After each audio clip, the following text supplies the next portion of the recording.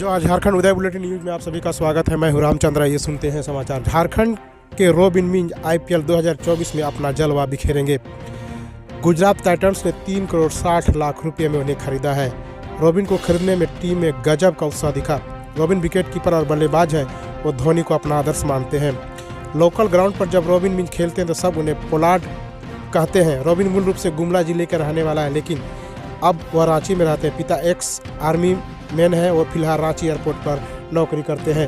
झारखंड के बेरोजगार युवाओं को रोजगार देने की मांग को लेकर हेमंत सोरेन के जवाब मांगने पर मुख्य सचेतक बिरंची नारायण, शशि प्रताप भानु, बीजेपी एमएलए को सदन से बाहर कर दिया गया, जिसके बाद तीनों भाजपा विधायकों ने सदन के दरवाजे पर युवाओं का आवाज बुलंद करने लगे। कल के हुए आईपीएल ऑक्शन 2024 में खिलाड़ियों के नीलामी बोकारो के कुमार कुसाग, दिल्ली कैपिटल ने 7 करोड़ 20 लाख, गुमला के रॉबिन मिंज, गुजरात टाइटंस ने 3 करोड़ 60 लाख, रांची के सुशांत मिश्रा को गुजरात टाइटंस ने 2 करोड़ 20 लाख में अब खरीदा है।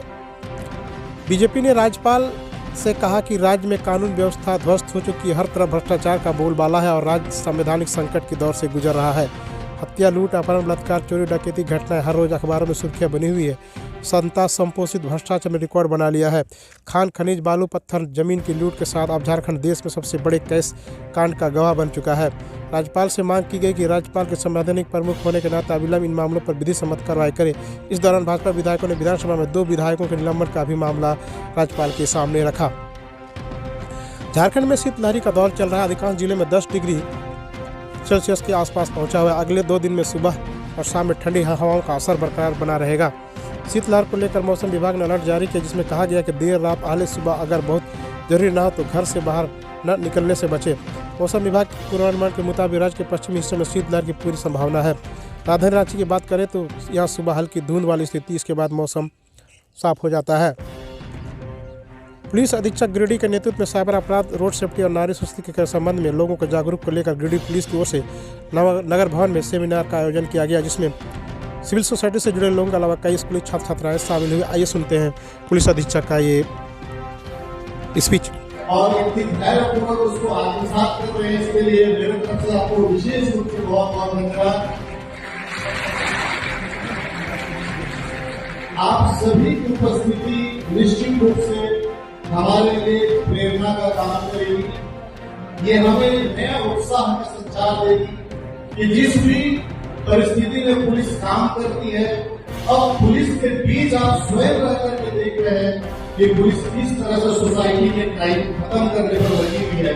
और आज आप जैसे बच्चों का आकर्षण, आप हमारे जो स्कूल के बाकी लोग हैं, बाकी जनप्रतिनिधि हैं, बाकी सामाजिक सोसाइटी, सिविल सोसाइटी के लोग हैं, आप अगर इस तरह से हमारा साथ देंगे तो मैं निश्चित रूप से आपको इस मन से आज ही वादा करता हूँ कि आने वाले समय में गिरिडीह जिले से पूरी तरह से अपराध की तरफ से जिले में बढ़ती ठंड शीतलहर से आमजनों को राहगीरों को राहत पहुंचाने के लिए जिला प्रशासन के द्वारा लगातार नगर निकाय क्षेत्र के सभी वार्डों एवं अंचलों में प्रमुख चौक चौराहों पर सुरक्षित स्थानों पर अलाव की व्यवस्था की जा रही है। लोगों से अपील है कि ठंड के मद्देनजर आवश्यक सावधानी बरतें। आज झारखंड की राजनीति के लिए स्थानीय नीति एक बड़ा मुद्दा रहा है। राज्य गठन के बाद से ही लेकर इसको राजनीति होती रही। जब कभी भी राज्य में राज्य सरकारें बनी, स्थानीय नीति अपने ढंग से परिभाषित करने की कोशिश की गई। एक बार फिर राज्य की स्थानीय नीति से संबंधित विधेयक हेमंत सरकार शीतकालीन सत्र के चौथे यानी आज 20 दिसंबर को सदन के पटल पर लाने जा रही है। 2022 से झारखंड विधानसभा में पास बिल को राजभवन में लौटाए जाने के बाद सरकार द्वारा इसके आंशिक संशोधन कर 932 खतियान आधारित स्थानीय नीति सदन के पटल पर रखने की तैयारी की गई। पिछले दिनों राजभवन से लौटाई गई 2022 की झारखंड स्थानीय व्यक्तियों के परिणामी सामाजिक, संस्कृति और अन्य लाभों का विचार करने के लिए विधेयक में कई तरह की त्रुटियां पाई गई थी। राज्यपाल ने इस बिल को अटॉर्नी जनरल की रिपोर्ट का हवाला देते हुए कहते हुए लौटा दिया था कि विधेयक की धारा संविधान अनुच्छेद 14 और 16(2) का उल्लंघन करती प्रतीत होती है।